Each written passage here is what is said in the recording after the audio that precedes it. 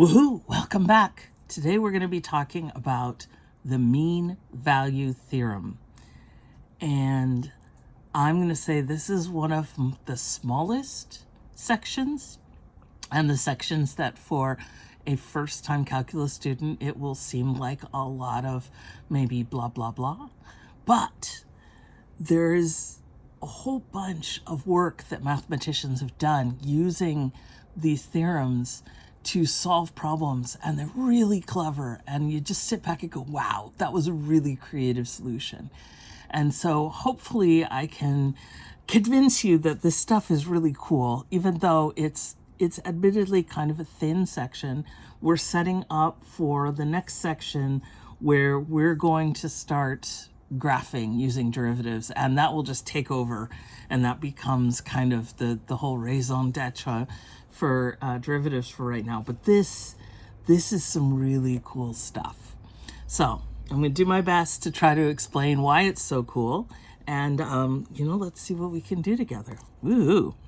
So Rolle's theorem is a theorem that kind of sets us up. You could tell it's not the name of the section, so it's the theorem that gets us ready for the theorem. And this theorem is, let f be a function that satisfies all three of these things. So it has to be continuous. We've got continuity is almost always a requirement, because if it breaks, then all sorts of things can happen. So it's continuous, and it's continuous on a closed interval, so we don't have an asymptote. It needs to be differentiable on the open interval, so not necessarily at the endpoints, but everywhere else. So in other words, we've got a very well-behaved function. So it's going to get invited to sit at the big kids table. And then we've got an interesting requirement. AB is the interval, so at A and at B, the y values are equal. So in other words, this is a function that starts somewhere, it goes wherever it goes, la la la la la, and then it comes back to where it was. Okay, so it's a pretty limited collection of functions. But again, this is going to set us up for the next function. So if all three things are true, then there is a number c somewhere in here so that the first derivative at that point is 0. So in other words, if you start here and you head up, you have to come down. Or if you start here and you head down, you have to come back up. And that bump, either to the top or the bottom, will give you that spot where there's the derivative is 0. So let's take a look at a picture. Here's an image of one possibility for looking at Rolle's theorem. Here we have a and f of a. It starts here. You can see the function is continuous. It looks almost like it could be a polynomial. I mean, we can't really tell, but it's awfully smooth. It's awfully nice, well-behaved function. And so we can see, okay, yeah, this is differentiable. There are no corners. There are no points. There's no gaps. And so notice that in this case, we have a function that goes up, but it needs to come back because remember, the rule is the beginning y and the ending y, those endpoints have to be equal. And so notice that here at this green line, the slope equals 0. Now in this particular case, open up, we actually get a bonus because at this point as well, we also have a horizontal tangent. So the slope is also 0 here. So we get bonus. Rolle's theorem only says there's at least one, but in our case, there is a bonus c. I'll call it c sub 1 because it's not the same value, but it's still pretty cool. And you could see that it is possible, like if you had a periodic function, something that was like up and down and up and down, you could have dozens or hundreds of values of c where the slope is 0. Rolle's theorem just says it happens at least once. Okay, so that's lovely, and we're like, oh, la la la, that's fun. What else do we know? Well, one thing we know, don't look at the mean, don't look yet, don't look, Don't let... If you throw a ball up into the air and catch it again, there will be some point in the middle when the velocity is 0. Remember, if s of t is the height, then the derivative of s is the velocity function. So in other words, the derivative at some point, so if you take a ball and you throw it up in the air and you catch it again and you're standing at the same height, then at some point, in this case, we usually expect it's going to be a parabola, right? The velocity will equal 0 right there. So that's pretty cool. So in other words, if the ball goes up and then it comes down in the middle, it took a moment to change directions, and in that moment, it was technically, the velocity was 0. It was not going anywhere. Okay, you guys ready? Dun, dun, dun, dun, the mean value theorem. Yay! Woo. So, and I will say that, you know, if you were to decide, ooh, this math thing, this is so cool. I love the idea of, you know, living in an attic and proving things my whole life. If you did decide to pursue it, one of the things you do is you do have to go through and prove these. We are not proving them. I think the book does an attempt to kind of wave its arms, but the proofs are beyond us. But since these are theorems, these have been proven. Okay, you guys ready? This is very exciting. Let f be a function satisfying the following hypotheses. Okay. Continuous on a closed interval. Yeah. Gotta be. Differentiable on the open interval. Yeah. The endpoints, you know, we don't know what's going on with the derivative there, so don't worry about that. Then there is a number c in the interval such that the derivative equals, now what is this? This is the difference quotient. This is the difference quotient. But the way it's done is, do you guys remember back when we found the average rate of change? That's what this is. So in other words, if you take x equals a and x equals b, and then you convert, here, let me just write this. I'm trying to talk and think at the same time. Never a good idea, right? So basically, this is the difference in the y's over the difference in the x's. So in other words, this is the slope. So it means that there is a point in the interval where the slope that's created by the endpoints is mimicked by another point. I know, what I just said, you're all just like, yeah. Okay, so what does that actually mean? Well, we're going to get to what that means. I have a picture to show you on the next page. But basically, you get this equation, and once you get this equation, you can multiply both sides by b over b minus a. Let's try that. B minus a. Multiply there. See how we multiplied over there? And then we get this really interesting equation. And it's going to look, I mean, if I were taking calculus for the first or second or 12th time, I'd look at that and go, okay, so what? And so first off, let's look at what the picture looks like. Dun, dun, dun! Okay, remember the word secant back in the old days, back before we had derivatives, when we were actually looking at, you know, endpoints and slopes. So this point right here is the point b comma f of b. And this point right here is the point a comma f of a. And if I draw a picture right there, so let's say this slope is m1, is the slope there, then there is some point c in between where you get another line who also has slope m1. They're parallel. Which kind of makes sense, because in my mind, whatever journey the function's going on, it has to, every time it goes up across this secant, every time it goes up, it has to come back down. It has to, right? It has to stay pretty close to the secant.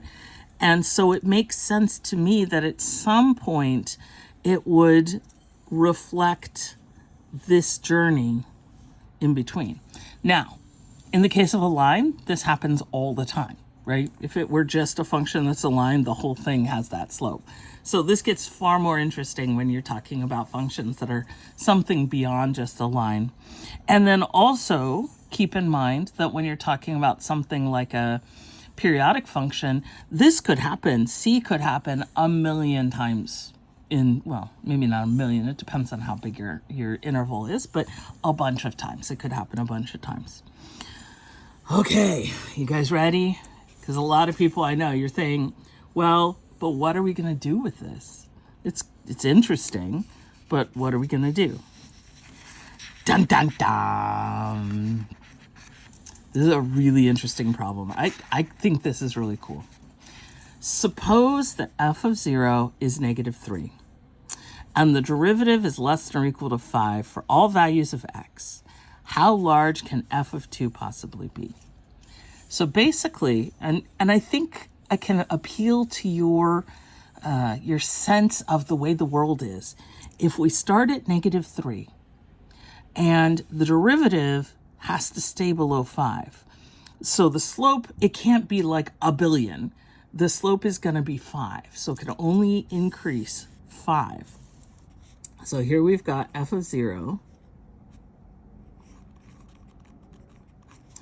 And then we've got this point here at 2, and we want to know how high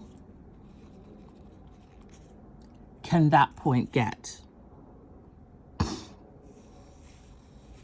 So when we got, and of course it doesn't have to do that, it could do something like the previous problem did. How high can it get?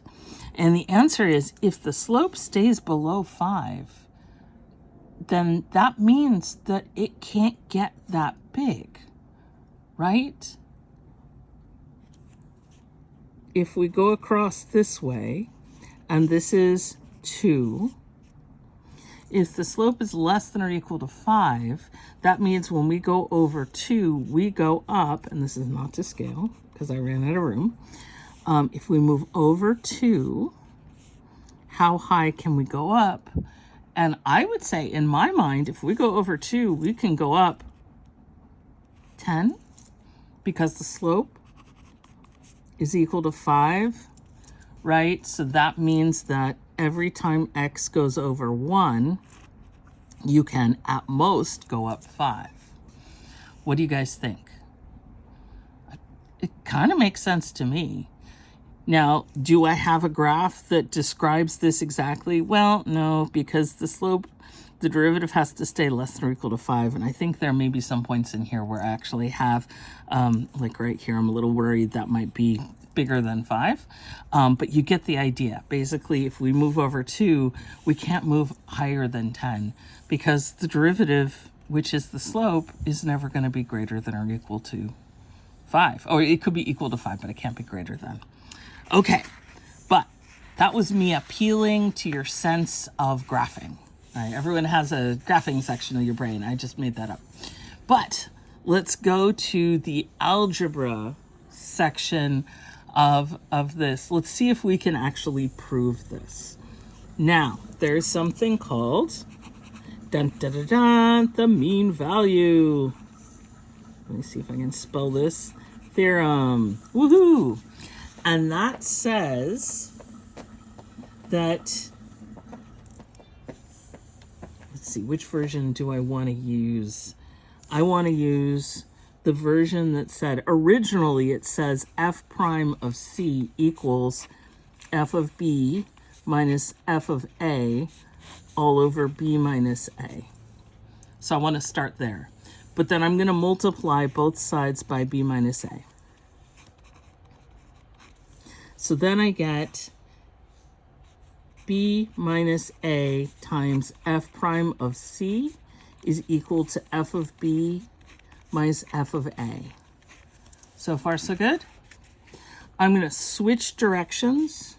I'm going to rewrite it because I don't like it that way. You can always choose to do this. You're always allowed. I'm trying to remember. can't remember the name of the property. There's a property of equality that says you are allowed, when you've got an equation, you can write it the other way, and it is still true. And I can't remember. Is it reflexive? Oof. Oof. Oh, I'm going to lose a gold star for this. I'll look it up later. Okay, so how am I going to use this? Well, I know what my endpoints are. In the problem, I'm told we're going from x equals 0 to x equals 2. So f of 2 minus f of 0 is equal to 2 minus 0 f prime of c. And c is any point in the middle. What do you think so far? Kind of okay? So then I've got f of 2 minus negative 3 is equal to 2 times f prime of c. For c is some number between, so I'll write this, c is in somewhere between 0 and 2, right? And so, let me get some more paper. Stay there, don't scooch, oh, it's scooching. Okay, more paper.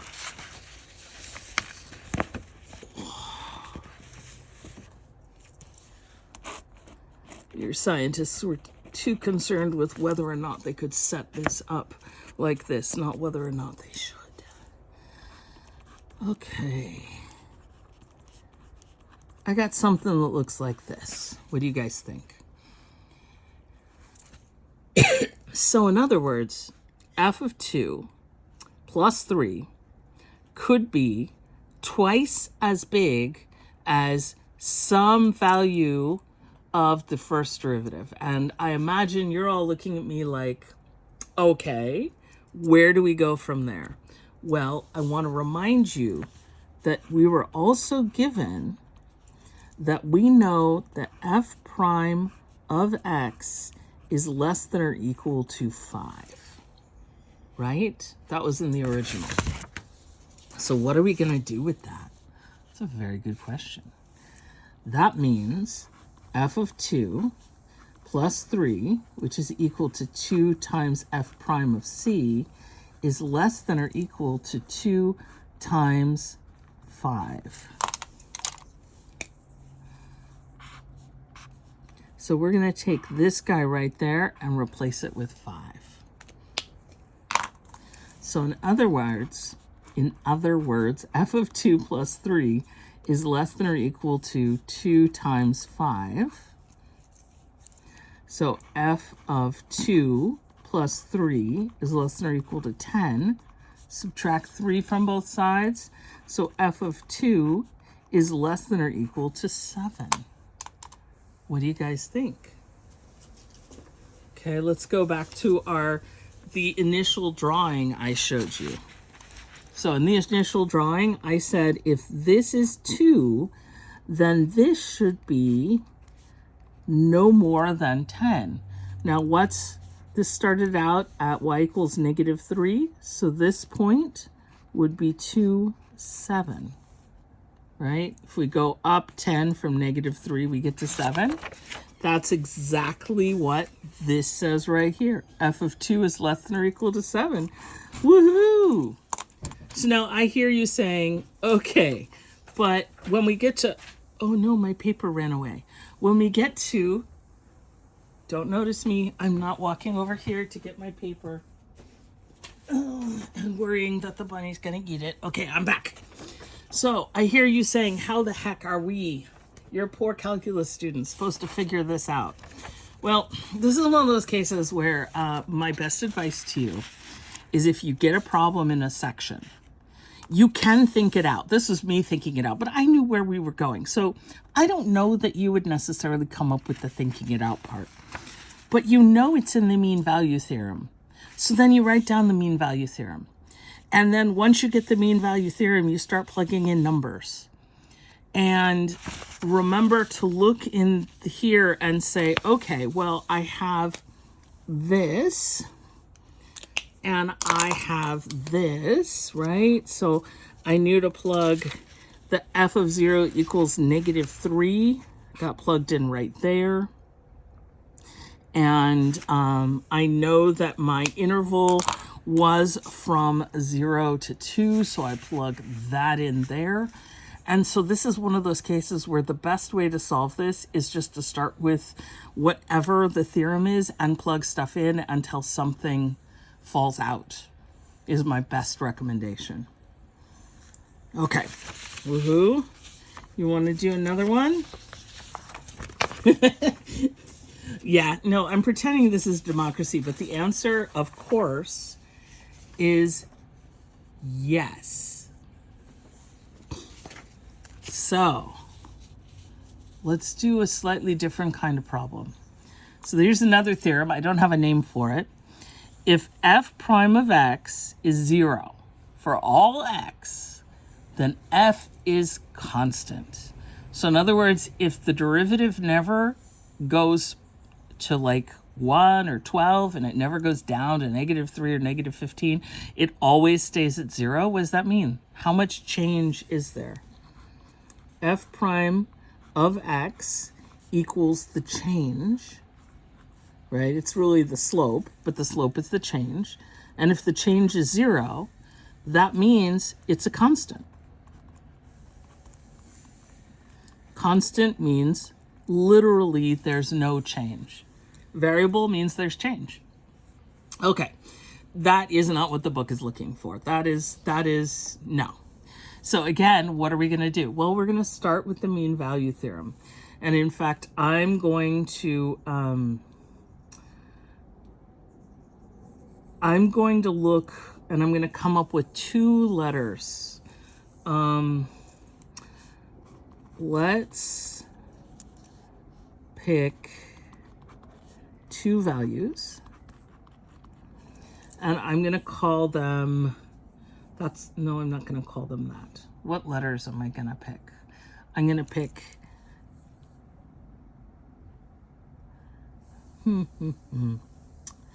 D and K, which lie in the interval AB.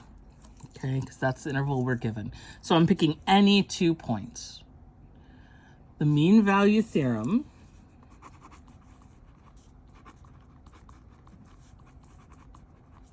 tells me that f of D minus f of K equals f prime of C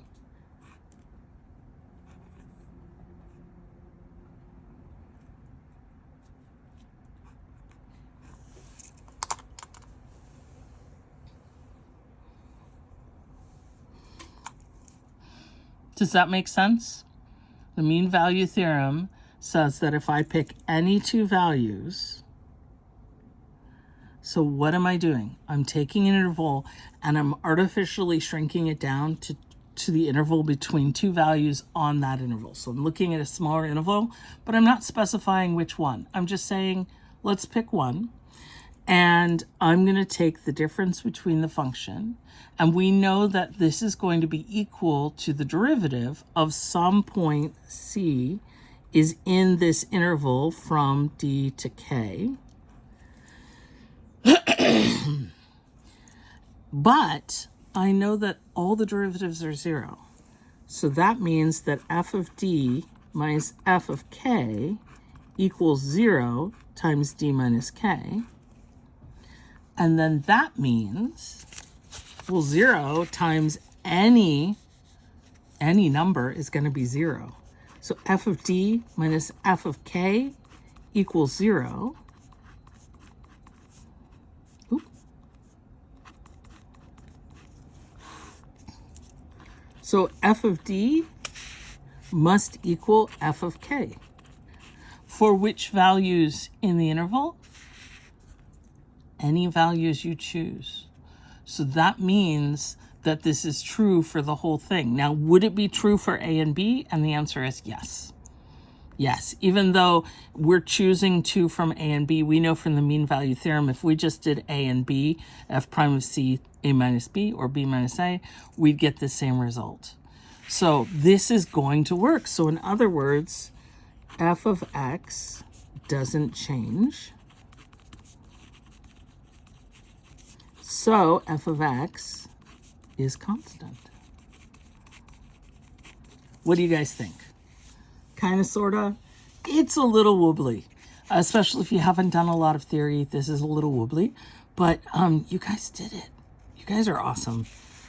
And I promise you, this is this is just a short little side trip.